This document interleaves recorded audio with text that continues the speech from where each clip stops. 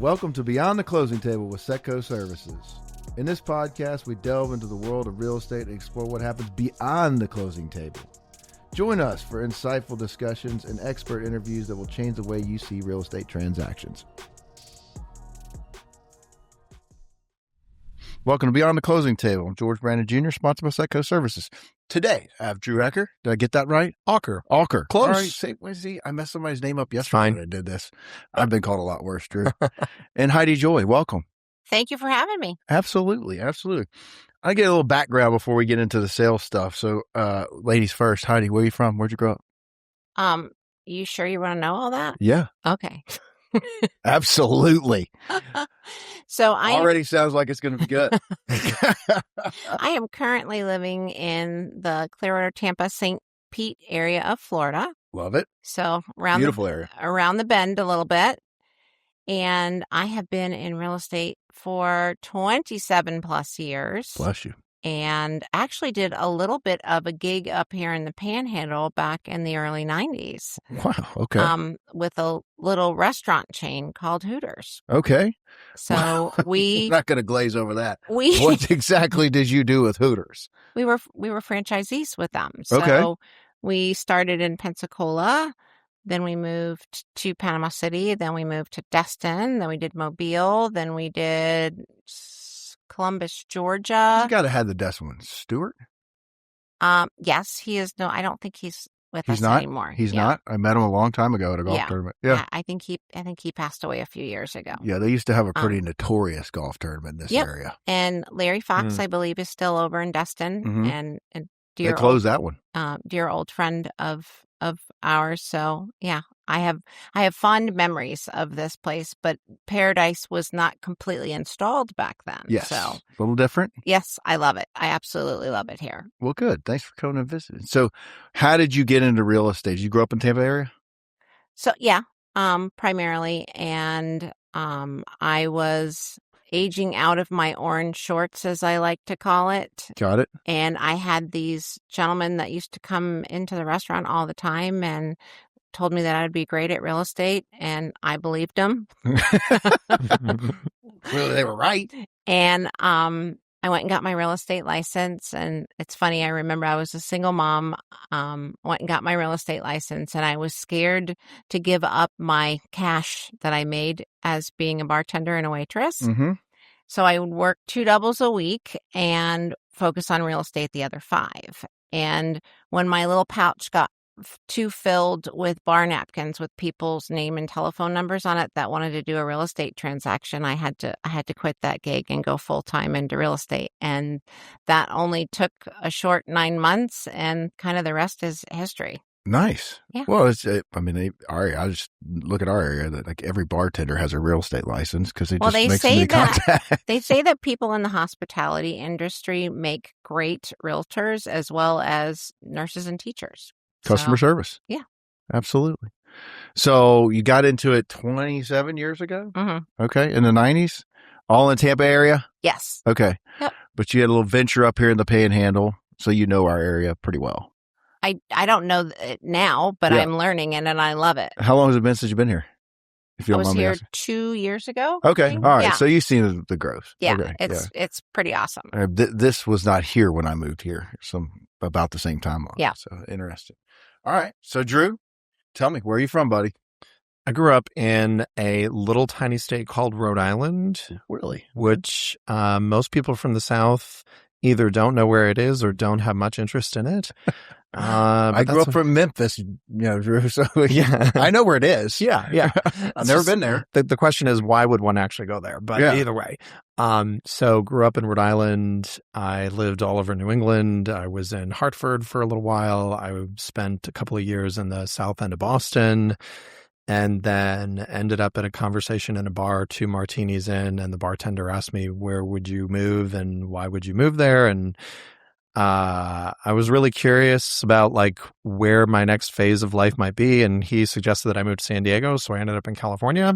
give me what age were you? I was 23. Okay. Were you, and I was did in you a, have a and I was career in a job yet or anything? Just floating around doing whatever? I kind of had a job and a career. I was working in construction management and property management for a really great family in Boston, but I was in a really miserable relationship that I was trying to escape. And so I thought that the move to California might allow me to escape it. Unfortunately, that person followed me. But that's okay. 4 years later, stalkers. Yeah, I wouldn't go that far. But it was more my own unwillingness to just be a man and be like, we're not doing this anymore. Got it. You know, you're 23 and you do stupid things. So I ended up in San Diego, and then met my now husband of 16 years when I was 27, and built a real estate sales business there. And since he is a boy from the South, grew up in northern Alabama in a little town called Florence, he had spent a lot of time here in the Panhandle when he was a kid.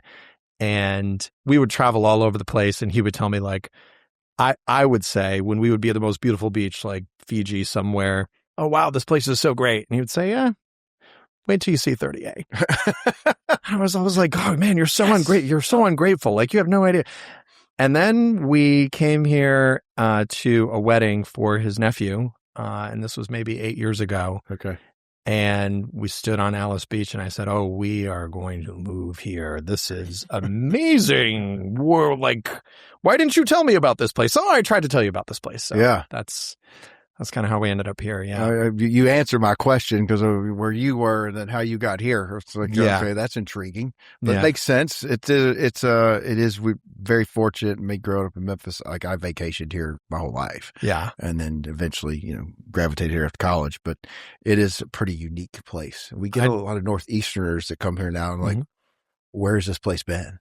Oh my God. I just didn't know that somewhere like this existed, to be really candid. Well, we've been here, like myself, 25 plus years. There's only like too many people, but welcome. Well, thank you very much. I would like to think that I am a contribution to the culture and not like a distraction. Like I actually really believe in the preservation of the Southern culture that's here. And I'm a big proponent of that. And I love that we've got a lot of people coming into this area. And at the same time, I think it's really important that we find ways to keep this place true to its roots. I appreciate that. Yeah. Like I'm a local. There's not many locals that actually live on 30A. We're all kind of transplants, just like how long you've been here. But literally I was here and the only thing that was out here was seaside and a little bit of watercolor. I mean, you had parses between, but like where we're sitting at Rosemary, none of this stuff was here yet. Not in this scale. It's incredible. But, it is a very special place and very fortunate to live here, and it's very safe. Yeah. Which, I have children that we grow up here and they're in a bubble. And I have to take them out of that bubble to expose them to things. Yeah. But, we're still very blessed to be able to do that. It's funny. I talk to clients back home. Yeah. And I try to explain to them the difference. And I say, well, when people come here on vacation and they rent a house, they send their teenage children out the front door onto the sidewalk and tell them go play in traffic. And you can't do that anywhere else. Like, you're worried about like, are my kids going to get, kidnapped? All of that. It's just not. And I try to explain to them, no, we don't have, we have crime, but we don't have that kind of crime here.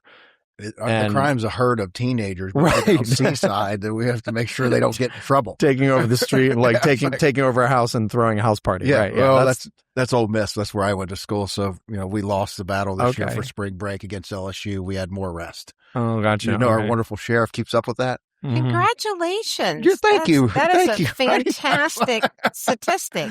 Well, they do it in a passive aggressive way. And the PR girl for our sheriff she's awesome. But she actually really has a very hot social platform. Oh yeah. I'm just going to say, it's great. But they created who's going to have more arrests, Ole Miss or LSU. Well, this year we won. And they do it every year to let the kids know, hey, don't mess up. Don't throw a huge house party. But they do it in a funny way where, I look at it and laugh my ass off. Yeah. And she really is good. I would like to point out that, so as an Auburn fan by marriage, the nerds at Auburn, and I say that with love, like really smart people. And, I've been an Auburn fan now for 15 years. they're not on the radar of the sheriff of having the most arrests. No. I would just like to point that out. Yep. Yeah. You're absolutely right. It's all typically Ole Miss LSU. It's a contest. So have you gotten into SEC football? Yeah. So I had never been to a college football game. Okay. And I met this man, Arlen Staggs, and my very first college football game ever was the national championship that we went to against Oregon. Yeah. It's kind of spoiling you. Yeah. Exactly. Well, it doesn't work out that way every year. And then the rest of my life for the last, I don't know how many years it's been, has been, wow, I really thought this was going to be a lot more exciting. And but this has been like a colossal disappointment. Yeah. Well, that's where you start. You know? I think they tell me that that's just been the life of an Auburn fan. So I'm just accepting that. You could throw my school in there as well. You know, we've stuck for 30 years and then all of a sudden we're decent and then LSU steals our coach. I mean, you know, it's SEC drama. Heidi, you a football fan? Florida State. Okay. Yeah. All right. ACC, but still, you know, right down the road, notorious for beautiful ladies, was an all-girls college. Yes, it was. Yes. There's 5 to 1. I didn't know that. Yeah. Oh, 5 to 1 guys to girls. Huh. Yeah. Girls to guys. Excuse me. I said that wrong. Wow. So, yeah, we digress to football. That's what happens here. Hmm. All right. So you guys are doing a coaching thing. What is it? What are we doing tomorrow? Or you're interviewing your husband. Is that right? No, I'm not interviewing him. Oh, yeah. Okay. That would probably be a completely different dynamic, but we've done that. I think that'd be interesting. I actually think that would be interesting. So no, we're part of a group of real estate agents from around the country. Okay. That's within Keller Williams called the KW Luxury Pro. It's a group of approximately 300 agents that typically will travel around the country to a different city so that we can understand the market there, so that we can make better connections, and so that we can try to learn something that's outside of bedrooms and bathrooms and square footage and blah, blah, blah in real estate. And how do we actually deliver a better experience for clients? How do we actually ask better questions? How do we actually navigate in this new world of emerging brands and what the consumers respond to? So luxury specific. Yes. Hence why we're sitting on 30A. And it's not a place that has an absence of luxury real estate, for sure. It's a healthy price point for the Although coming from California, and you can chime in on Tampa too, some of their beach properties, I've heard comments and seen like some of the waterfront in California is cheap's not the right word. Looks like the buying power here is inexpensive by comparison. Well, I would say where you're at. I think that luxury real estate in both places actually has levels of comparability. So here, you know, you can pick up a place on the Gulf in Seagrove Beach for, let's say, 15 to 25 million. And then out on the West Coast in San Diego, you know, your entry level waterfront on the ocean property is probably going to be right around there, honestly. It's going to be in the same price band. You're going to have to go to Los Angeles or Beverly Hills or one of those crazy places to start getting into the tens and upwards into the hundreds of millions. That's not a commonplace thing in California. Got it. So they're actually pretty comparable, I would say, honestly. What about the beach? The beach here is way better. Okay. I was just making sure I was. Oh, yeah. Oh, there's in terms of comparison, that's like an apple to a prune. I'm going to say like it's. Oh my goodness. Now, okay. Now, just in terms of, I'm going to say the beauty and the quality of the water. Now, if you're a surfer, you don't want to be here on the Gulf. Yeah. Good so point. For all of my surfing friends and clients back home in Southern California, I mean, you know, God love it. It's one of the most beautiful and spectacular places on earth. It's got great things going for it. But if you just want to be paddleboarding or fishing off the coast or just hanging out on the sand, that's here hands down. Best. It's here hands down. Yeah, it's the best beaches in the world. Of course. Yeah. Emerald Coast. Yeah. We're boaters, me and my family. Okay, so, gotcha. Yeah, but love the water. I just don't get out on the beach as much. Yeah. I look at it because it's so pretty from my boat.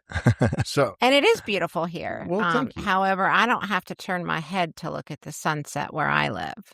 I have a direct westerly view, and I have beautiful water and sand and fishing and all of those things. And I live next to a city. So Yes. We don't have that here. Yeah, our demographic is a little bit different. There's 4.5 million people in the greater Tampa Bay area, and we too have a lot of different coastal towns. As you know, you move down the coast, each with their own little vibe. Certainly a lot older there than here, but we are now currently obviously out of land, so we're getting a lot of infill where people are taking existing homes, tearing them down, and then building the latest and the greatest. Mm-hmm. And our construction codes are quite different than yours are up here. Why? I don't know. Just getting things approved, or the codes would be that different. No, they're very different. Really? Like you can do a lot more. You have a lot more flexibility up here that would never fly down south. Coming from somebody that just built a house a couple of years ago, I'll take that as a compliment, I guess. But it's tough here. Yeah, in this county particularly. Yeah, well, it is. It is. It's that times 10. Really, I can assure you. Are you saying from like an approval process or just building? Building. Okay. Yeah. Really. Yeah. Interesting. And an approval process, because you just said that the city of Bel Air Beach tried to cut you off at the knees for what you were doing. And well, I don't do no. I just no is not an answer for me. So I went and joined unless it comes zoning, from you. The zone exactly. You can say no for me. for sure. I can say no. I love that. But I joined the city council so that that no could turn into a yes. Let's just don't glaze over that. You did what? I'll come back to the luxury real estate. Did you, or you joined the council because you were not happy with what was going on?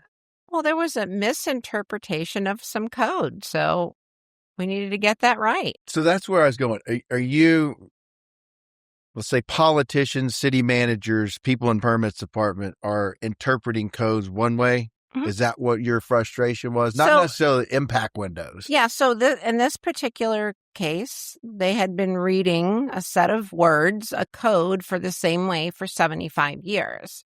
And then when they got to me, all of a sudden the words read differently. How is that a thing if nobody changed any text? Sounds like a planning department to me. Well, yeah.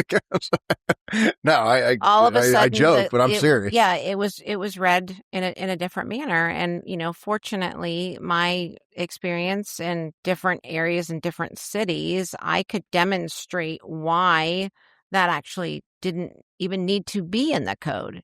It was in reference to Florida area ratio, that meaning how much home can you actually build on a lot and how much dirt you have to have left.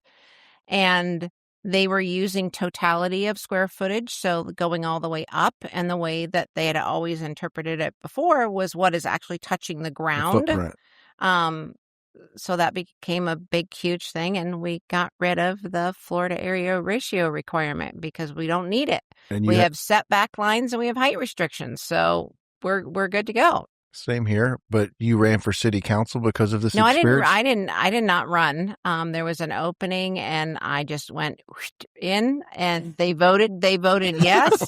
I showed up at the meeting. There were a couple other lovely gentlemen that tried and didn't get it. And you just showed up and said, "Hey, I'm Heidi. Can I be a city council member?" Did they have to appoint you? Did the mayor appoint you or? Yeah. Okay. So I filled out the paperwork and had Chat GPT write a nice story about me because I'm not good about that. And it wasn't not true. Yeah. And I have experience in these things. So are you still serving? I am. Okay. Yeah. Do you like it? It's actually kind of interesting, and it's interesting and it's kind of sad, right? Because they're not paid positions. So who volunteers? The people that are retired and are of a different age demographic and are maybe not as well versed in things that are happening today. And they actually need younger professionals to serve on these, but nobody has time. Sounds like an HOA board. Yeah, kind of. Yeah. So they don't pay at all? No. So it's a pretty small city. I'm not as familiar with that one particularly. Yep. Okay. Like our commissioners, they make, I don't know, $50,000 or something. But, yep. Yeah, interesting. Good for you. Enjoying the process. Didn't even have to get elected. That's awesome. I'm one of those kind of people. I'm not allowed to complain about it if I'm just going to sit and do nothing, right? Like I have to go do something. I love it. So back to the real estate side, because that seems to be the driving factor. You're kind of in a, well, you said, much bigger area. You got a metropolitan area next to you. One thing I think, this area does lack, also has gotten a lot better in the last 20 years, is call it a certain amount of culture, music, that type of stuff. Now we've actually got some music festivals here. Things have changed a lot. But do you specialize in the beach? Well, we look at luxury real estate, or the city, I'm sure, has parts of it, luxury real estate? Great question, yeah. And because I've been doing this as long as I have, I am people driven, not location driven. So over 95% of my business is referral, and I go where the people need me to go. I happen to do a lot on the beach because that's where I live. But my business partner is my daughter, and she lives in South Tampa. Okay. And, she works that whole market over there. We span a pretty big area, like 5 different counties. Yeah. So we're all over the place. Sort of familiar because of my buddy I mentioned down there. I'm not as detailed as the different markets, but your buddy has Hillsborough Title, yeah. And I don't know, 8 other brands. Okay. Yeah, great guy. I'm pretty sure that I'm going to meet him after we're done today in this conversation. I just have a feeling. I will be happy to make an introduction.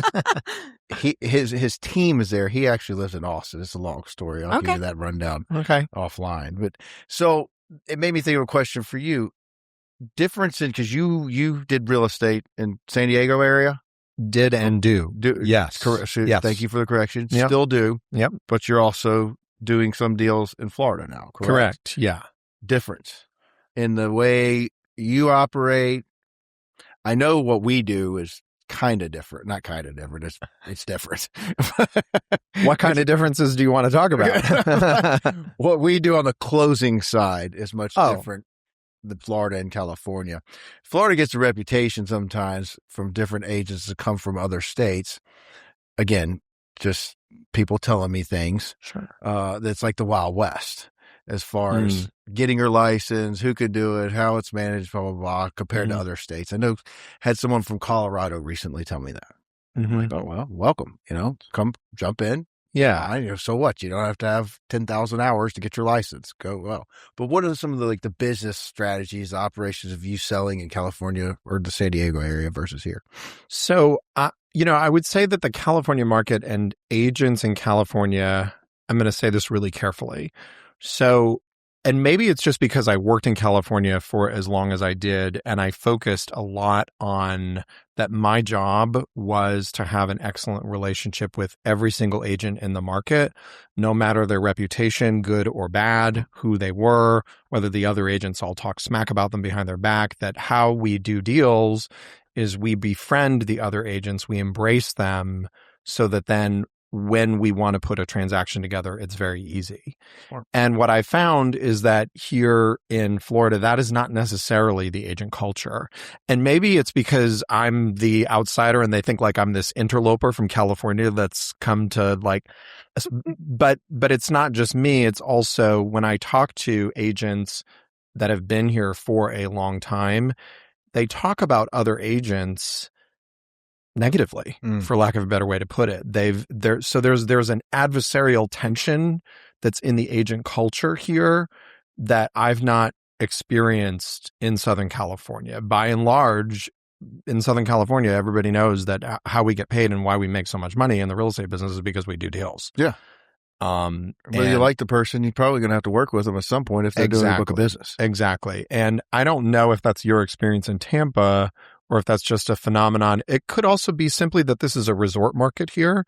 So resort markets tend to operate a lot differently than major cities, both in obviously the actual consumers that are coming in that are buying the real estate, the people that are then holding it and investing in it, and the agents that are working in it and do business in it because they're people who are moving, like for myself, so somebody who lived in a city for a really long time and then I moved to a resort market, okay, there's a culture shock that's there too. Mm-hmm.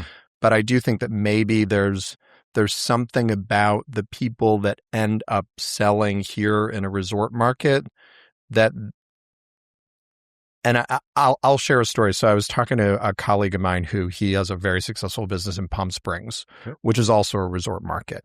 And his commentary when I brought this up was, oh yeah, it's that same exact way in Palm Springs. People want to make enough money to pay for their country club membership and then they're done. And I'm not making a generalization. There's many great agents that I've talked to in this market, many great agents.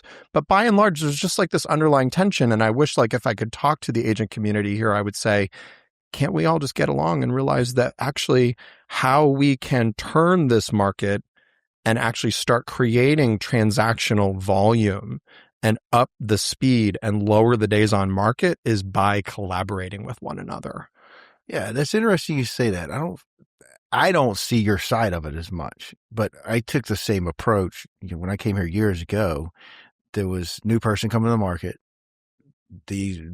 Our competition on our side, title and escrow, were just rude. They're like, yeah, what are you doing here?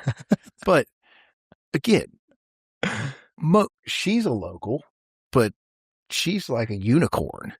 In your side and my side, most of the people are not from here. I mean, like 95% are transplants. I mean, I can go through my head and I'm thinking like even the major brokers and owners that I know, there's one particular one that's from here. The other two partners in one of the larger companies, they're not from here. Yeah. So it's an interesting take on it where I don't see your side of it where it may be adversarial, but I understand from my side where it's coming from. It is disappointing a little bit because Southern boy, pride myself. Yeah, like you'd like want you should be nice compared to South Florida, not your area. Like the bloodbath that is Miami-Dade County. Yep. Yeah. Like it is cutthroat in every one of our circles. Yeah. Compared to here. But it's interesting you said, now were you in the luxury market in San Diego? Yeah. So, but still city. Well, and, technically, so for the first, I would say 12 years of my career, I mean, my average selling price was well below a luxury price point. And then, recently we really upped the game and focused on that portion of the business. But the thing that I realize now that we're talking about this in hindsight is that it's just like anything else where the top 20% in any market are going to be great and are going to do all the business. I think that condition is actually exacerbated here in the agent community. I think that it's more like the top 5% are doing all of the business, and they are great. These are great people, great professionals. You call them, they're responsive, they're excellent, all of that. And one of the problems in a market like 30A, where the average market time is now tremendously long and we've got years worth of inventory, is that real estate agents need to close deals in order to put food on the table. They like food with their meals. And the problem is when there's not enough deals to close to actually go and get a check to put it in the bank, it creates a lot of stress. Yeah. And so I think there's a lot of stress that's out there in our market right now. I agree 100%. And same thing, 90-10 rule. I think it can be across the board, but in a resort market, I think it's even more so. Yeah. Because you do have, you hit on this. The country club, pay my country club membership example. Right. You have people that retire here or maybe not retired, second career, and they've established a good corporate career for 30 years and they come down here and I want to close 2 or 3 deals a year. And sometimes it's not putting food on the table, but that doesn't necessarily, if they don't have to do it every day, elevate the level exactly of the agent. And it is, I've seen that dynamic is, we have people both sides, and it here where like my father came from, he did this in Tennessee. Everybody sat at the closing table. Now that's rare in a resort market. And that's really weird to me to think that everybody would actually sit at a table. And I know most agents don't want that anymore, especially here. We have agents that don't even, multi-million-dollar houses and they don't show up because their clients, half of them, 85% of the stuff we do in our 30A office is a mail out. Like we never see anybody. And that's become a standard, which takes away some of the customer service, but it's also very convenient. Yeah. Clients in Atlanta, they don't have to come here for closing. You probably get some of that in some of your markets, right? Yeah. Mail out stuff. So we have both, right? Yeah. Like we have our move around market, people that are just moving around locally, and then we have people that are coming in. But COVID changed everything. Like when you couldn't be at the table. My preference still is to attend, sit, chat, seal that relationship up with a bow and have that experience. But that's also how I was raised. Mm-hmm. And, I'll pick on my daughter as an example. She's like, that's such a waste of time. Like we did a good job. They know that we're there for them. We don't need to go sit in a room to watch them sign papers. And she's not wrong, right? But more efficient for us too. yeah. But that's what I was used to. Sure. And I've had to change and modify and modernize and do all the things. Now I sell a lot of homes via Zoom. I sell a lot of homes that people have never seen. And, I think back in the day, like we used to make VHS tapes and send them to people. And now we can do it with our iPhone. I'm just being honest, right? Yeah. And so I bet you're hiding from those big cameras walking around. That would be so awesome. I think it's just like anything else, though. Like you have to really get to know your client, Sure, and find out what their preference is. Right? Is their preference phone call, text, email, in person? Just figure out what it is that they need to make sure that they don't have an expectation that you're not meeting. Yeah. Well, and some people, your client, they want that. They don't want to come. I'm buying this with my wife. We're going to be there next week. Email me everything and boom, boom, boom, wire money from my desk in Nashville and we're done. Uh-huh. And that's okay. We'll accommodate. How did your, that'd be interesting for both of you. You did closings during COVID. We all did, because if you didn't, you're probably in the wrong business. But especially like second half of 20 and 21, it was just nuts. To me, our market was not a healthy market. It was, you can make money hand over fist, but it was. Oh, it was wild business. It was wild business. I bought in your market in 2021. Yeah, it was a shit show. But so to your point about agents, you're here. You're in Walton? Yes. Okay. Yeah, so I live in Origins. So eCar, 7% of Walton County has a real estate license. Put that in perspective. Okay, 7% of the people here have their real estate license. That it's a dramatic example, but it includes Okaloosa. But the population, the number of eCar realtors, predominantly in Walton, is 7% of our population.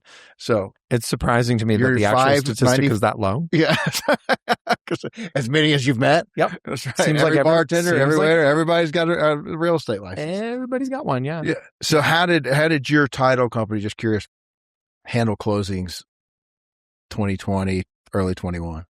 Yeah. So like I wasn't even allowed in the building. Right.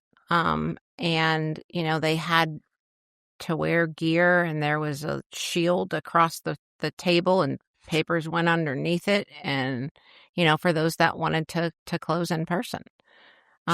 Sometimes they were handed packages, like literally sitting in their car. So we had to do. And the closer would stand outside and watch. That was super weird. We didn't do that. We would.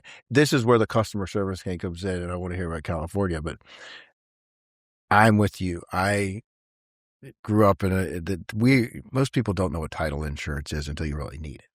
So what are you paying for? It's a closing cost, and you're probably sending me business because we have a relationship, or you have a relationship with other title company. That's no different, kind of how you guys get business. But our relationship is with the person not paying for it, which makes it somewhat unique. But we did drive-through closings, because I did have people and all the noise out there that they had, certain scares and with lack of knowledge during it. So we would literally walk out in August in the Panhandle heat, hand you a package, you sign it in your car, and people are in gloves and a mask in 95-degree weather, and then we come back and get it. But at least you could stay in your car in air conditioning. I just hated that part of the customer service. But I thought our business would be more apt to electronic signings and that, and it didn't change like I had hoped, because in this market we do so many mail out / electronic deals. We got back to it but this area never like, we're not going to closing. It kind of created a trend. Some people, I'm painting with a broad brush. But for the most part, some people do. You go literally down the beach. Everybody comes to closing. They sit down. The lender even comes to closing. And I'm saying like Panama City Beach right there. Our office over there, totally different. Now, are those second home buyers or are those move around buyers? They're second home. Now, our primary residents, for sure. Our other offices and other military markets, primary residents, yes, definitely they come in. But some people still like to come to closing. Yep. And that market, which is the same beach, just a much different market, they like to come in and they like to have their closing. So, yeah, it's a lot of condos, a lot of beach. But, the primary. So, California. I don't know. Like, culturally, it's such a shock to me. And I remember, when Instagram first became a real thing and I started to be able to see, like, agents around the country doing different things, and people would be standing with their clients with a big picture of a key at the title or the closing office. I'd be like, that's so weird. What are they doing there? Like, we've never done that in California. Culturally, it's not a thing. I love it. Some of people are offended if that you don't have a prop. When you're where's our thing to take our picture with? And I'm like, what thing? Something that we see. But what we do is we go to the client's home, bring them a really great, basket, bottle of champagne, bottle of tequila, whatever, and take a picture of them in their home. So that's why I just always thought that I do understand like everything's regional, but for me, it never made any difference to babysit the client when they go to sign the loan documents. They're adults. We've got really great, competent people on the ground that handle the signing. Most of our signings in California, by the way, are mobile, where the mobile notary will actually go to the client's home. Yeah. And they'll sign everything like right there in their home or in their workplace. Very rarely will people, maybe 50% of the time, they'll go into the office. But at least, I don't know, maybe I'm doing it wrong, but I've been selling in California for nearly 20 years and never attended a closing ever once. Look, even for us, it's way more efficient for my escrow officer or myself. I mean, I rarely get to sit at closings anymore, but you're sitting there for an hour and a half. Yeah. You could be at your computer working. Yeah, it's way more efficient. But I think it's probably a regional thing. Like you go to our military market, Crestview, Funiac, Freeport, some of those. The agents come, everybody comes and sits down, and it's a good experience. I mean, you got a young military family buying their first home, they're stoked, sure. Get a loan. I mean, and we've got the keys. Yeah. See, that's the other interesting thing is y'all actually have the keys. See, that's not the way that it is in Southern California. So they sign the documents, recordation happens, and then the agent hands them the keys at the home.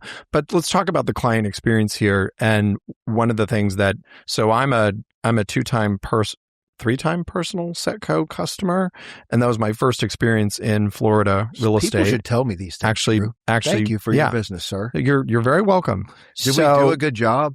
You did an excellent job. Okay, but all right. And that wasn't loaded, by the way. I had no idea.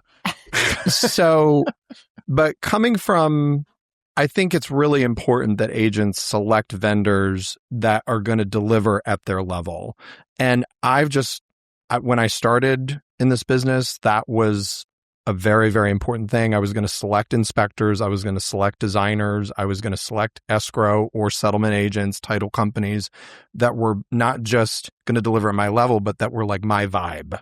So that when people would walk in the room, it was like they were having an experience of being with an extension of my team. So I never thought it necessary to go to the closing table because I'm like, my closing person's going to handle that. No big deal. They're going to have a great experience. They're going to call me when they're done, and then we're going to go and meet them and give them the keys. Yeah. So I think that's one thing, to go back to my experience in buying a home here in the middle of COVID. That was great.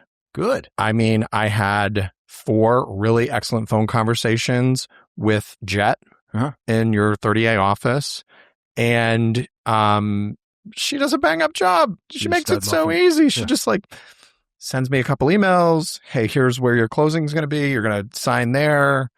I can't remember how it all worked, but I think because we were in California at the time, we did like a mobile notary or something like that.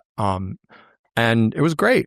And it's always been great. And that's why I've always sent you guys business, which is why when you reached out to do this, I was like, Yeah. Great. Cool. Love you guys. And I didn't even know you were a client. I was very upfront that I don't do any research. So now you really know. Just out of curiosity, what's that about? What do you mean? That you don't do any research. You just want the conversation to be I like it to be fluid. I literally like to learn about people. And it's not all, this started with real estate. My team actually asked me to do it. I guess they think I talk too much. I don't know, but I enjoy it. Okay. And I don't like knowing about people. I mean, I'll sit here and cried with the preacher lady that was so emotional. If I don't know anything about you, I don't want it to feel canned. That's just me and the way I like. I started out, and I've just met so many wonderful people. Now I've got people asking me to do this, and this is purely joy for me. I mean, if it drives business to us, great. And I get to meet intriguing people and make connections. Why not? Do you talk about fun stuff other than real estate? Yeah. I mean, I've had people, politicians, different people involved in the beach renourishment / beach rights. I had a whole couple on here that built a whole app for one of our podcasts, Drew and Sarah. Yeah. Anyway, it's just whoever wants to come talk, and that I think finds intriguing. Had the sheriff on here. That's how I know so much about the, and I mean, I've known Mike for years, but I think what he does is unique. Not all sheriffs are like that. And that you take a serious matter and make it fun from the sheriff's department, because you're reminded, hey, this is a tourist place. They don't want to arrest people. But we have 250,000 people that change over every week in spring break. That's a massive operation to kind of curtail, but at the same time make light about it, reminding the parents, hey, don't let your kids be assholes and run around Seaside and tear it up. But in a funny way. I said it a little more directly. Yeah. So, that was a long-winded answer, but I just enjoy learning about people. Yeah. And I've met some amazing folks. And here I thought that I was underprepared, because I'll speak for myself, but I know I can speak for her as well. We don't do research. I would much rather just really get to know people. So that's why as we just started our own podcast, and our initial cracks at doing episode, every time I would sit down and try to prepare in advance and figure out what are we going to talk about and what's the argument, like, it was so awkward and terrible. Yeah. And when we just approached the conversation as let's discover something here together, it always makes for better content. Yeah, it does. It seems more natural. And one thing we do promote, my team promotes it a lot now because it's grown legs. People surprisingly listen. And I think it's great because people comment, man, that was great. You had this person on. But I've had a bunch of really good realtors, successful realtors from this area, and they've all told stories about their success. And we're going to get to y'all's about how they got there. I think that's intriguing. One of my good friends who came on here is also a successful realtor in the area. His background was he sold long distance for MCI. you remember that was like 90s, but he learned how to sell on the phone, and I think that's a lost art in some, especially younger folks who want to do everything via text. Like, pick up the damn phone and have a conversation, and you could knock out what is going to take you 500 texts to solve. Amen, brother. Amen. His example of, I try and be on the phone 15 hours a week. I'm making phone calls, following up. Little things like that. We steer younger agents or newer agents to go listen. This is free information of how these folks have become successful. So how did you, since you mentioned the podcast, I was going to ask you about, how did you two connect? So we connected through our luxury community within our parent company. And I went on a trip and I met Drew, and he was insanely kind to me, very welcoming. And I was kind of there by myself, and I was like, I need to know a little bit more about this gentleman, see if this is real or if that was just a fluke. And every time I saw him, he kept showing up that same way. And we just kind of got to know each other a little bit more over time. And we were sitting at a dinner in Las Vegas. And again, I'm an observer before I have the full picture. And I would laugh at him because he would talk about this killer business that he had in San Diego. And I knew where he lived, right? And yep, gonna do some things there in Florida, and gonna. And so I started asking questions about this gonna. She and, did. I'm gonna, I did this over here, gonna. And I'm like, well, wait a minute. So your business in San Diego that you have now, that's awesome. And you have these amazing people that do all of this stuff is how old? 15, 16 years. Oh, cool. So you want to duplicate that in 15 minutes in Florida. How about we just go dip our toe in the water and not think that we have to have this magical, perfect thing that it took you 15 years to build there. Mm-hmm. You sound like a leadership coach. Yeah. So in a good way.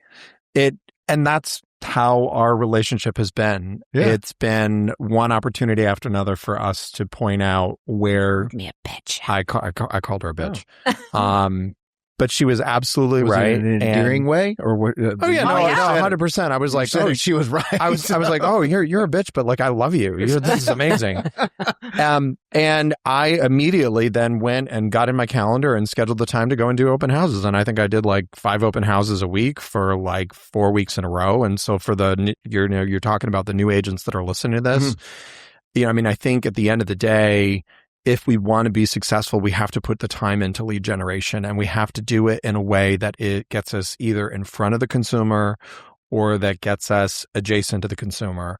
And the best way to do that, the way that I did that, is through open house back in California. And then, I threw my hand at that here in 30A, and, I'm going to continue to throw my hand at that because I'm just great when I'm in front of people. Mm-hmm. It's a very, very easy thing for me to do.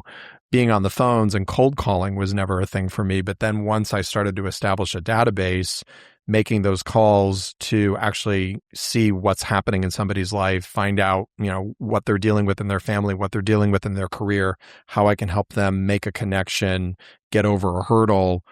Those were all really easy conversations for me. And that's why, I remember when I was newer, being on the phone and making 30, 40, 50, 60 calls a week was never a problem because I wanted to talk to my people. Yeah. Because you have to stay talking to your people if you have any chance of asking them to send you their people.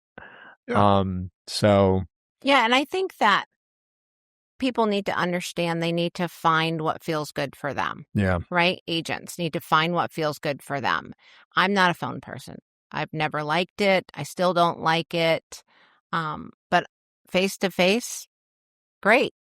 And I always felt bad because, you should this, you should that, you should make these calls, you should.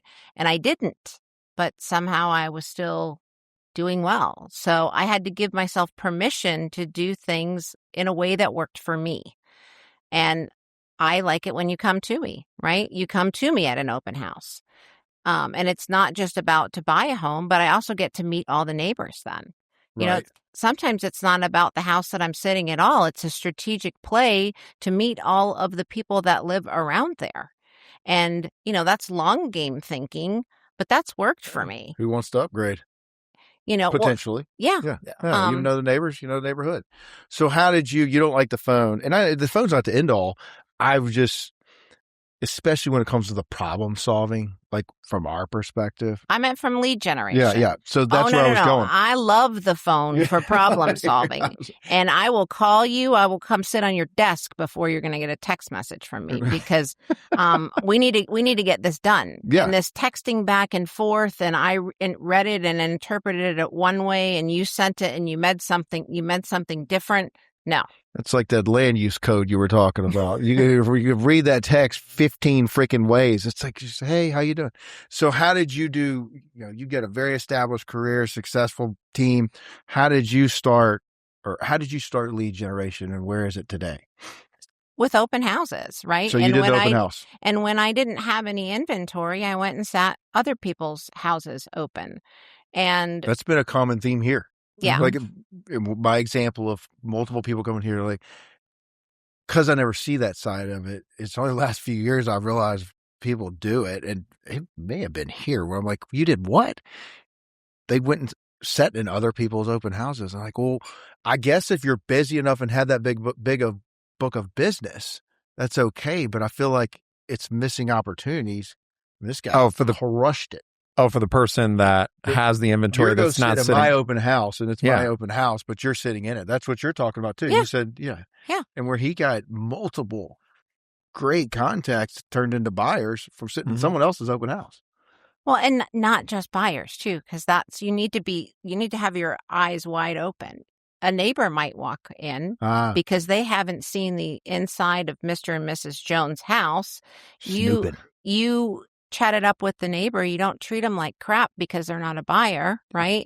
And then all of a sudden you have a contact, maybe not today or tomorrow, but down the road, you were really great to them when they came into your open house. They're calling you instead of literally the guy that sold the house next door.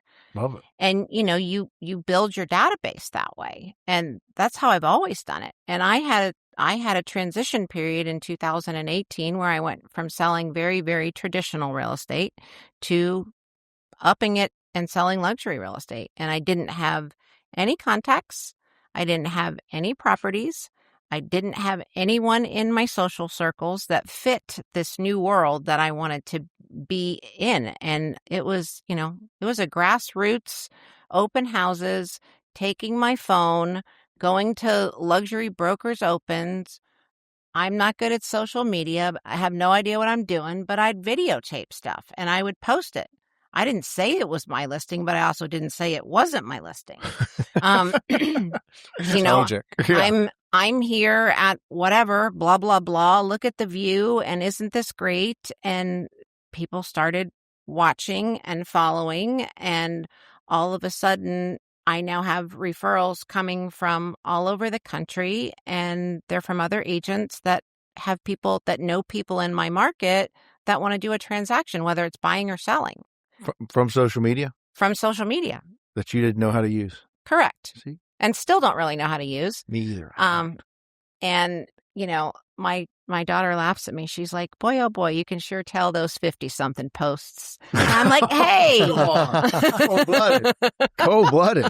So what made you decide you said 18, why did you want to jump to luxury? So that was one of those pivotal years for me. Okay. My former business partner and I split, and he also happened to be my former husband. And okay. I had some. That's when this guy came into your life? Yeah. Okay, yeah. Perfect. And I had some decisions to make, right? Okay. And at that point in time, I just was not feeling really great about myself.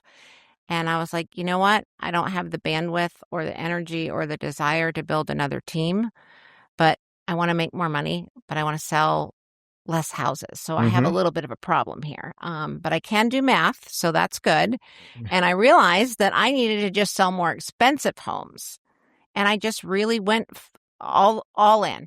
All in, got myself as much education and training as I possibly could about luxury real estate, luxury consumers, luxury mindset, anything and everything that I could find and go to in person to get that training, not online, because I don't do well sitting and looking at a screen. I'll see a squirrel and I'll get nothing. But if I'm in person, then it's a whole different experience. And I also strategically do that in person so that when there's other agents in that training, we can network, and I do it for referrals. Love it. So like I said, I have a 95% referral real estate practice. But you went all in, because I have seen many people in this market.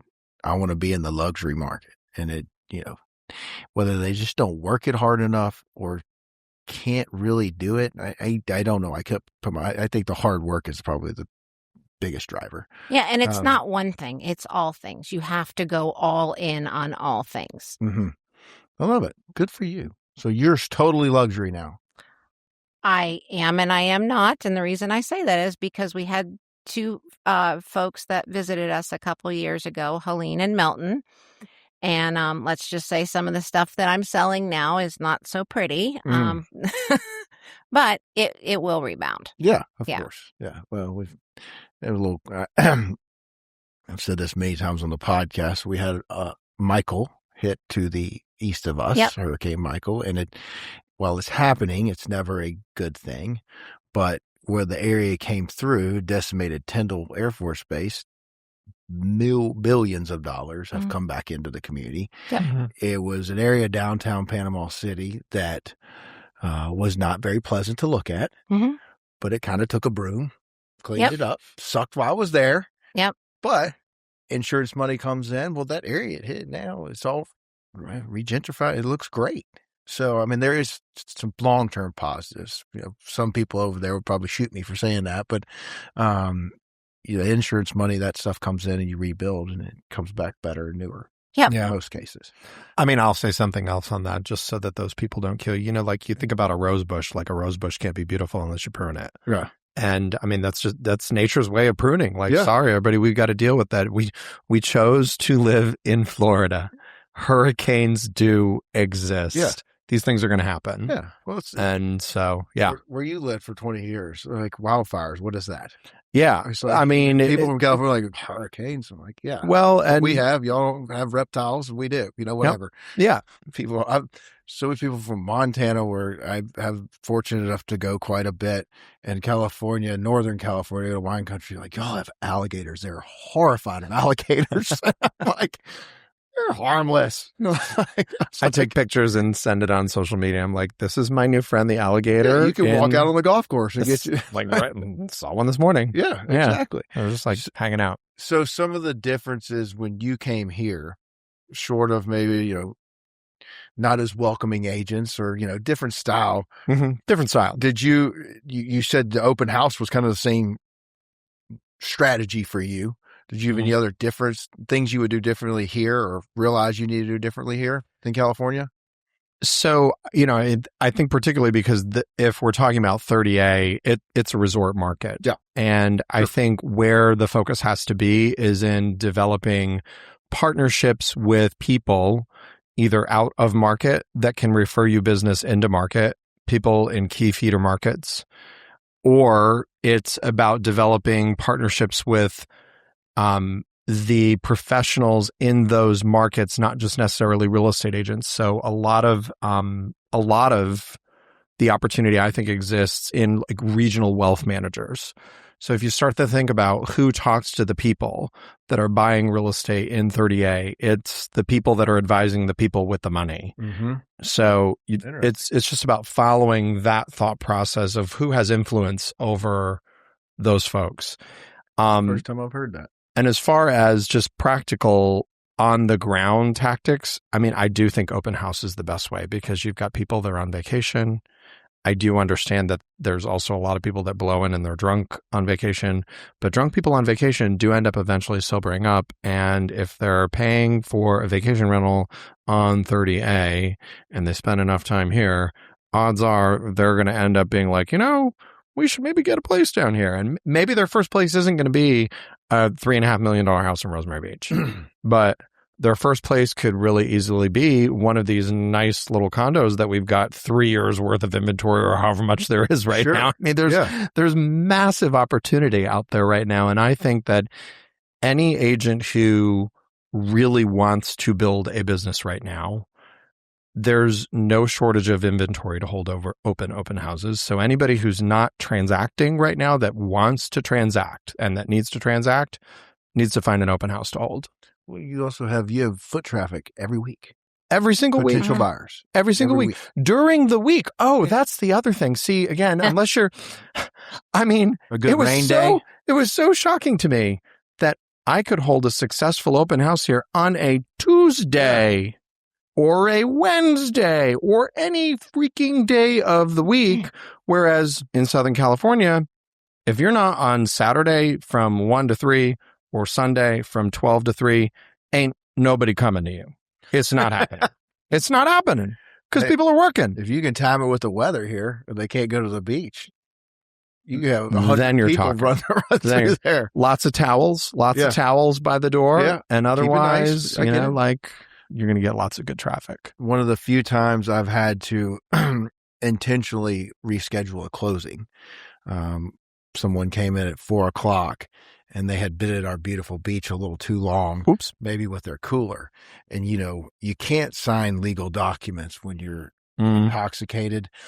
But these people were really intoxicated. Not that I would, if I noticed it, let them sign their documents, but I had to make a call, and I politely asked them, y'all go sleep this off and let's come back in the morning. And they were actually pretty cool about it. Mhm. I think, somebody drinking too much and they're buying the real estate to get a little feisty. But Smart businessman. Smart businessman.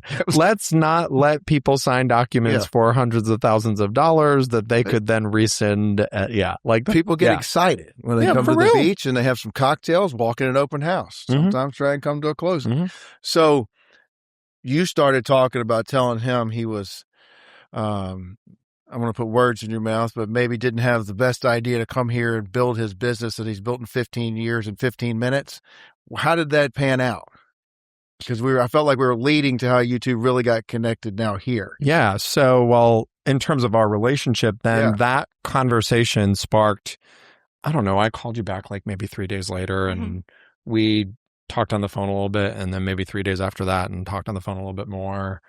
And then I suggested that we actually talk every day because she was dealing with some things in her business called, oh my God, the hurricanes literally just blew everything away. And I now need to create some client movement here so that I can get my income going again. And, that's one area where I was able to add a lot of value for her. And so we just created a daily conversation where we, just like a simple accountability structure. Hey, what are you grateful for today? Even if it's just like getting out of bed. What's the what is the one thing you're going to do today to either generate a new lead or create a closing with an existing lead? And then we'll report back in the next day. And I knew that I had never done that with another agent of her caliber. And so I knew that I was really putting my butt on the line right there because there was no way I was going to schedule a call with somebody like Heidi Joy and not show up having done the thing that I promised I would do or having a really great excuse for why I didn't do it. And that propelled us both forward a lot. And accountability. And she doesn't seem that intimidating, is she? I mean, long pause. I love this. She's German. I'm just going to say she is German. She is German. She seems so sweet. No. Do you do coaching or mentorship? Not formally. Not currently. Have I? Yes. Okay. Absolutely. Awesome. And what started out as accountability calls that were very short and strategic, then became these longer conversations, then became leadership conversations. Because when you're an owner, a CEO, whatever, the head cheese at the business, it gets a little lonely sometimes, and everybody is looking at you for the answer, the direction, what's next. And, when you've had personal things that happen to you and the bottom falls out, sometimes you don't know. Like sometimes you just don't know. And having that person that can help kind of keep you propped up in those harder times, you don't feel so lonely. You don't feel as lost. And that's what Drew became for me. This was not intentional, but thank you, God, for putting him in my life, because I don't know that I would have made it the last almost going on 2 years now. I had a series of back-to-back things that kept happening, lost the house, business blew up, mom got sick, she died, I got cancer, and it's like, holy smokes. But he was there every day. And because I respect him, I wasn't going to not show up either. And I was also not going to show up and say, hey, I sucked yesterday and didn't do anything. And that's when you have that right person in your life, that relationship that you can't crawl in a hole and die, right? You just can't. So again, another thing for agents that are listening, having a coach, having a mentor, having an accountability partner, having somebody in your world so that you're not doing this by yourself, it helps. For Yeah. sure. You almost coach each other. Yeah. And I think that a coach, like somebody that you pay, is really important for sure. I'm definitely a proponent of that. I've had paid coaches. You know, now I coach the agents on my team. That's one kind of relationship. But having a colleague, somebody who is at your level, who you have some aspiration towards, like, oh, there's really things that they do really well that I want to do really well, and vice versa. I think that's so valuable. And I think people really need to seek out that kind of relationship. Well, they don't need to do anything, but it's been extraordinarily valuable for me. Yeah. Well, your example of CEO, it doesn't matter if you're CEO of a Fortune 500 company or, you know, the CEO of your book of real estate, you know, you own that business. Yep. And you're right. When everybody's looking at you, my friend in the Tampa area, he's that counter to me. Yep. He knows the decisions. He's run the business. He's run a massive title company. And you need somebody to talk to like that, whether you're paying for it or you just have a friend that's really willing to hold you accountable. That's what a real friend does. Call you on your bullshit. Right. So, well, and the real friend will actually pick up the phone where, you know, when you need a conversation with the therapist, they may not be available and they're going to charge you $250. Yeah. Well, right. See, there you go. You found me. So now I've got a, free phone call. Now you're just, evidently it worked out. You're doing a podcast together. So how'd that come about? So then we were talking about strategy for this year, things that we wanted to do, what we had accomplished, the kind of relationships that we had built through this luxury real estate network that we're both a part of. And I don't know, I looked at my social media strategy and there was a lot of selfishness in creating this, or at least initially, that's how it started. The podcast? Yeah, because I started to say I don't even think I know this story, but keep going, sir. Well, I can't wait to hear it. So I was looking at content for dinner. I was looking at this thing called like the Drew Auker brand. Okay. And how do I detach that from the Auker Group in California, the growing Auker Group here in Sowal, like this fledgling baby that I'm working on slowly but surely. And how do I have my own brand be something and actually create content that's authentic for me? And I was like, you know what, shit, I'm just not going to do any of that. Like I sat down and I created this whole plan. I was like, oh, like these are all the videos I'm going to record. When I sit down to record things myself, it seems so freaking self-aggrandizing. It seems so narcissistic, so incredibly narcissistic. And like we look out there on social media and like it just, people talking in the camera themselves to hear themselves talk, except they're adding value. And listen, I'm not taking anything away from content creators. I think it's awesome. It's just that I approach it and it feels narcissistic to me.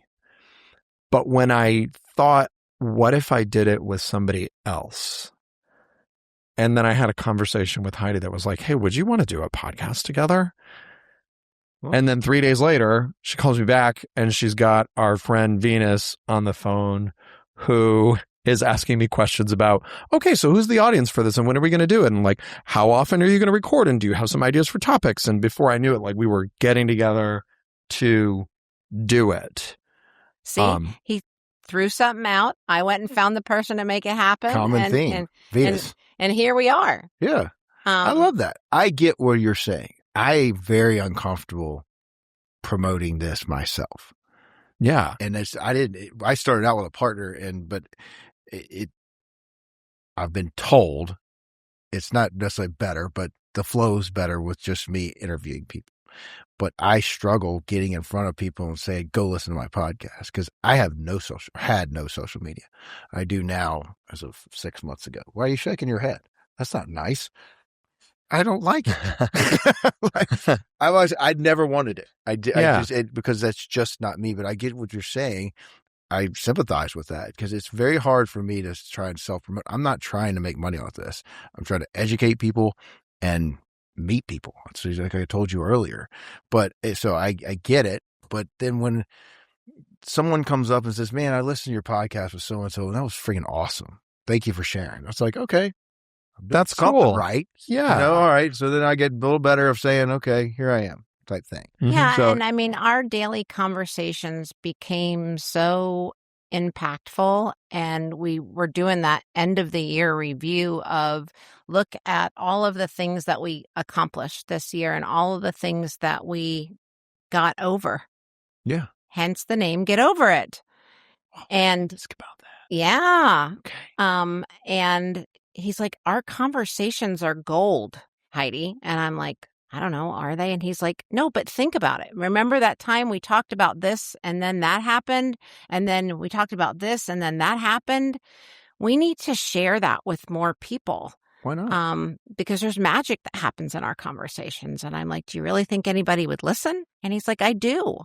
And so I went out and found somebody to make it happen, because we'd still be talking about it, that we wanted to do this thing. Well, that's good. So we know who we Find are. somebody to help. We know who we are and we know who we're not. Right. Okay. So we need that tactical person, the producer, the put it together person, who is the reason that we're sitting here right now. Love it. With you, because she created this for us. Yeah. I mean, thank you, Venus. Shout out to Venus. Is that the name of the podcast? Get Over It. Okay. Yep. All right. I was going to ask. I mean, they got branding, Abby. Also, oh, okay. I guess I did. see, you do. You do. You just. But if you could change one person or influence one agent to do better, why not? Absolutely. I mean, and if it promotes you as well in your business, great. Yep, absolutely. And that's why I teach too. Yeah. Like, I teach all over the country, and what do you teach? Different real estate topics. Okay.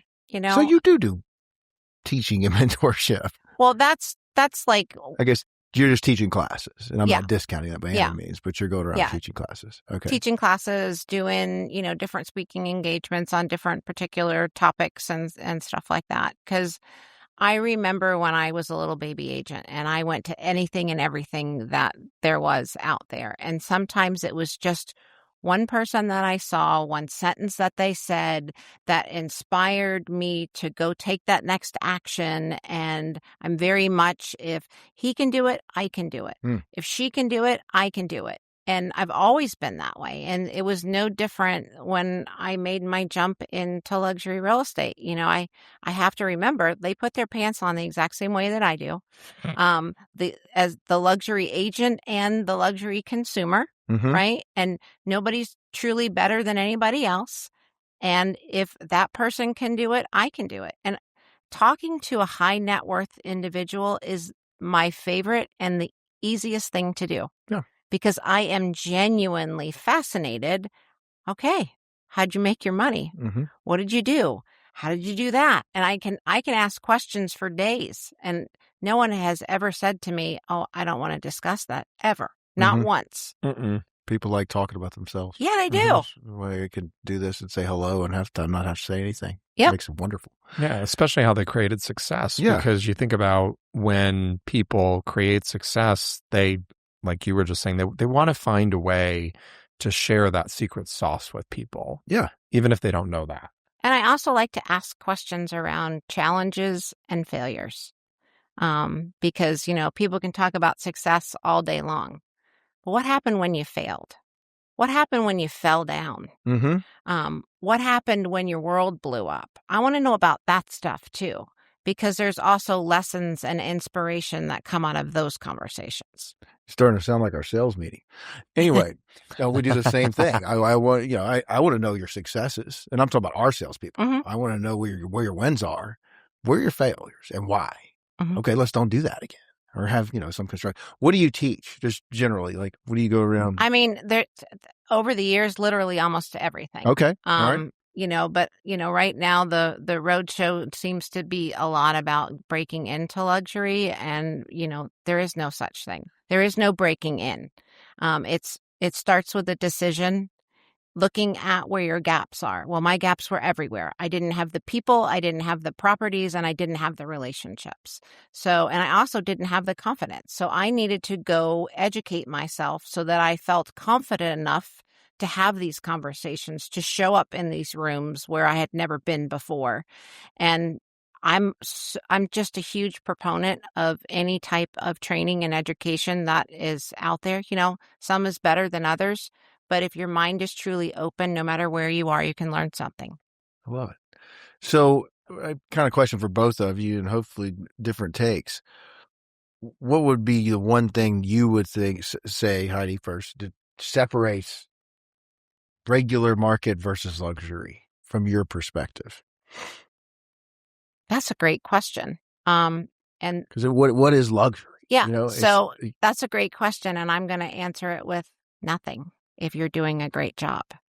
Well, okay. And the reason I say that is everybody deserves a luxury experience, and that is about the customer experience. I treat you the same no matter how much money you have, no matter if you're selling a $200,000 gutted out piece of property or a multi-million-dollar property. You get the same me in both of those scenarios. And there was this mystique that it was something different when you were at a different price point, if you were with a different type of clientele. In my experience, it's actually not. Because if you show up and do the best, with the best version of you, doing the best job that you can, it's the same. Yeah. I tend to agree, and I love your feedback. But I've used this example here. Closing that $10 million house across the street is a hell of a lot easier than the $50,000 trailer. Amen. Absolutely. Mm-hmm. And, but the process really isn't that different. If you're just nuts and bolts of the process, it's still real estate closing. It's still bringing somebody to sell, selling it. And the beauty of, working at a higher price point, you don't have to do as many transactions, and you actually can spend more time in the relationship with the client versus if, you're slinging 50 deals a month. Yeah. Like you don't have time to be in relationship with that many people. Yeah. Yeah. Any thoughts about the difference? Yeah, I'm going to say that yes, it is about delivering the same experience regardless of the price point. And one of the things is that people we're going to generalize, people in luxury price points versus non-luxury price points have different communication needs and different goals. So whereas I'm going to say people in a very high net worth position, they really value their time. Mm-hmm. So your communication has to be tight, direct, clear. And I'm not saying that doesn't apply at a non-luxury price point, but people at a non-luxury price point, they expect more, I'm going to say, hand-holding almost. There's a lot of, I'm going to say, warm embrace that needs to happen for military families. Like we work with a ton of military families in Southern California buying their first home. Makes sense, They're very similar to out in Niceville and, your Western super markets. Rewarding. Yeah. And it's incredibly rewarding to actually hold those people in the palms of your hands and guide them forward. But their need for that, I'm going to say, warm guidance and clear direction is very different from the needs of a high net worth person who's purchasing either their first, second, third property, whatever it is. And so what I love about being able to grow in this business is that I've been able to take all of that warm embrace, kind of touchy-feely stuff, and I've been able to compress it into shorter and shorter phone conversations.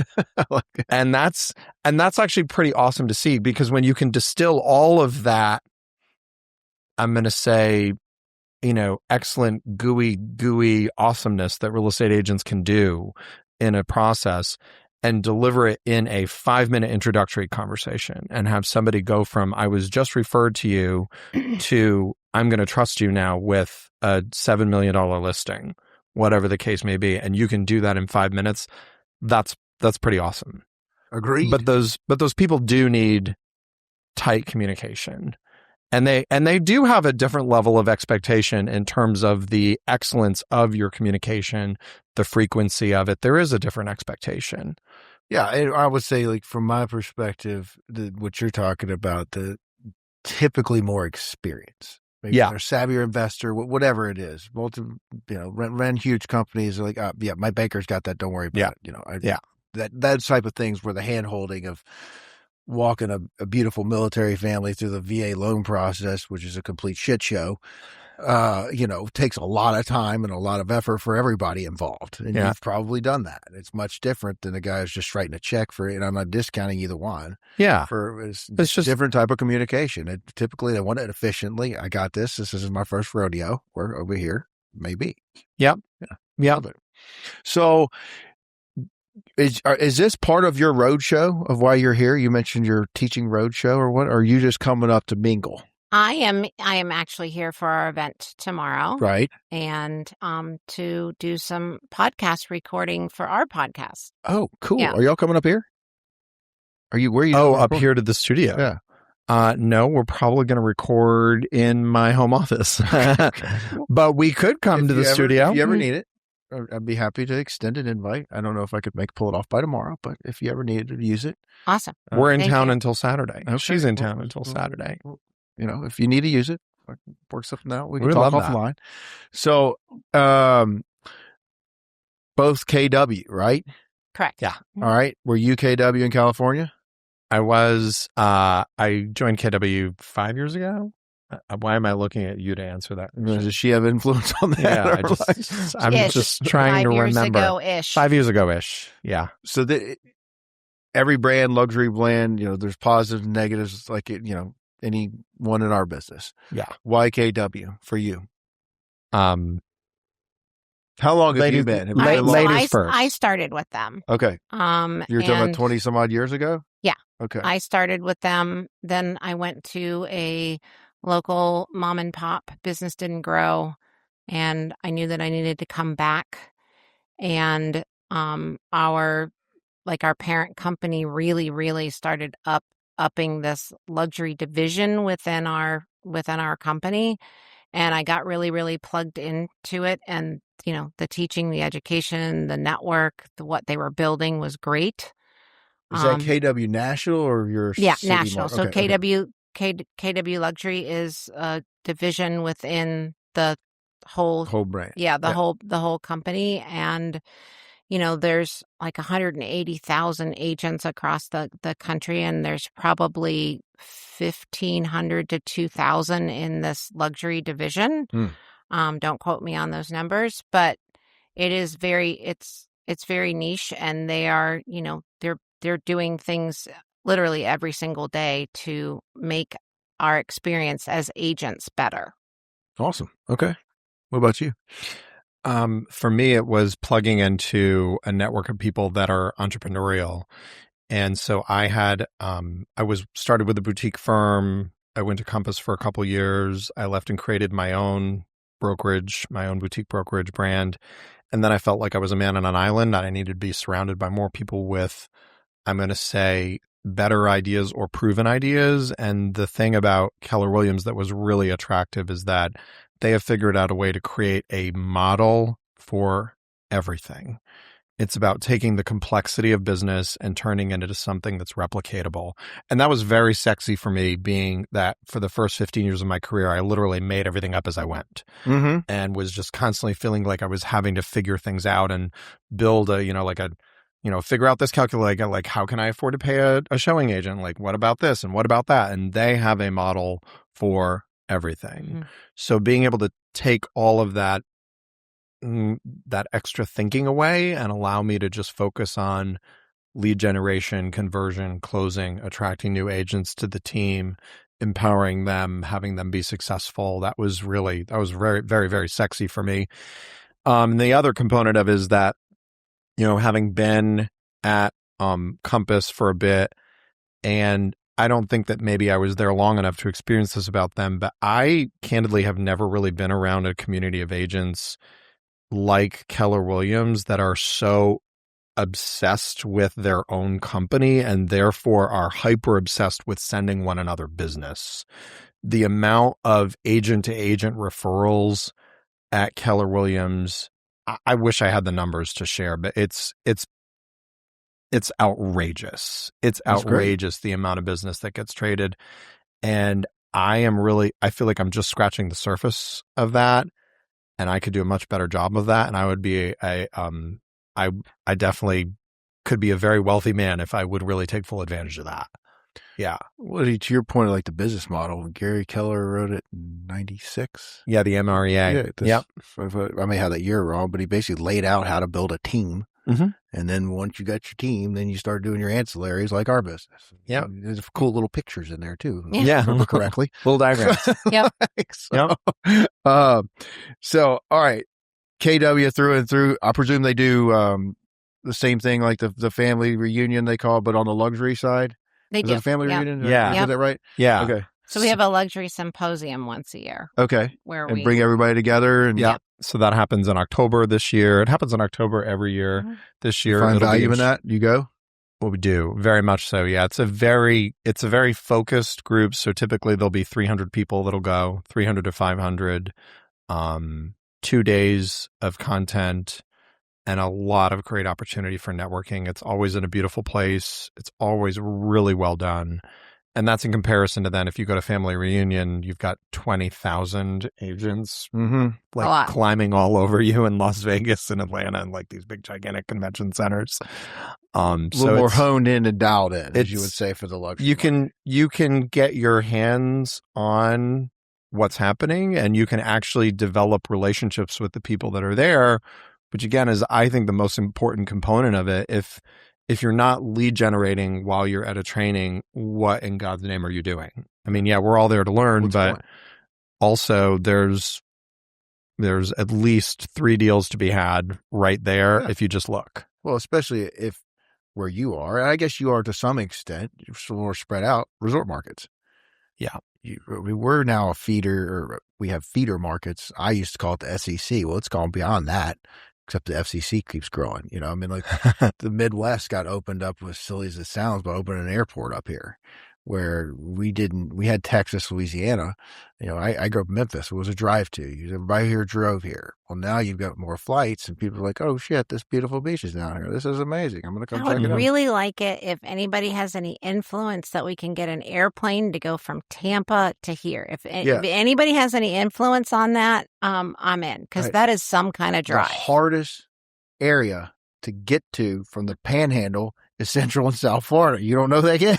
I can get to Montana quicker than I can get to Miami. And I'm in the same damn state. It's crazy. Trust me. I know. It was one of the most shocking things. They've tried. Even Pensacola had. Well, Pensacola still has one to Miami. But Pensacola has to Tampa, but Pensacola is 2 hours from here. I need one of your close airports to Tampa. I think it's by design that, we don't want too many people here. And I love that. I love that. So what's in store for Heidi for the next 5 years? Oh, wow. Yeah. I am building a spec house that will trade in the next 3 to 5 years. Is this what kind of started the whole rigmarole with the city? Yeah. Okay. Okay. Cool. It's going to be my personal residence until the market turns and does its thing. Okay. And Drew and I are going to do this podcast, and we're going to see where that takes us. I have no idea. But I have a ton of blind faith, and we promised each other that we were going to have fun. Amazing attitude to go into it and keep doing it. That would be my one suggestion. All right. What about you?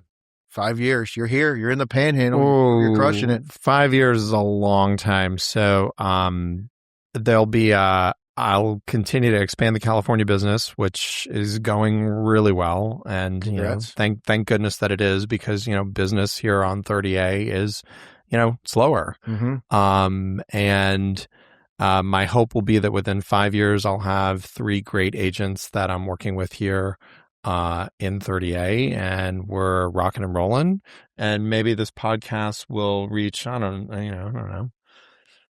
How much is a lot of downloads in a podcast? See, we don't even know these things, but I don't look.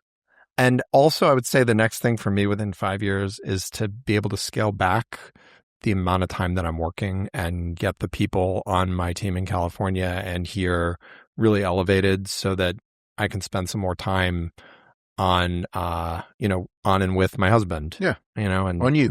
Yeah. And I get that. The things that are really, really important. Yeah. So podcast is Get Over It. Yep. have we dropped the first one yet? We actually have 3 episodes that are out live right now on everywhere that you can download podcasts. Okay. All the places, and on YouTube as well. Mhm. Yep. Awesome. Awesome. Well, we'll definitely share this one. So where can they find Drew?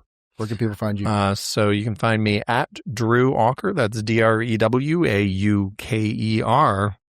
All the different places on the socials. Okay. Yep. Heidi, how about you? Where can people find you? Other than Get Over It podcast.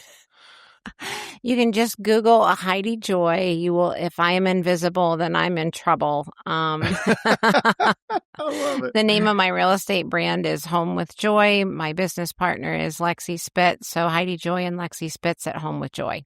Awesome. Thank y'all for coming. I really enjoyed the conversation. Congrats on all the success. Thank you for having us. Thank This was you. fun. So This was actually really fun. Good. I'm glad you enjoyed it, man. Thanks for being here. We'll talk Thanks, soon sir. again. Bye, y'all.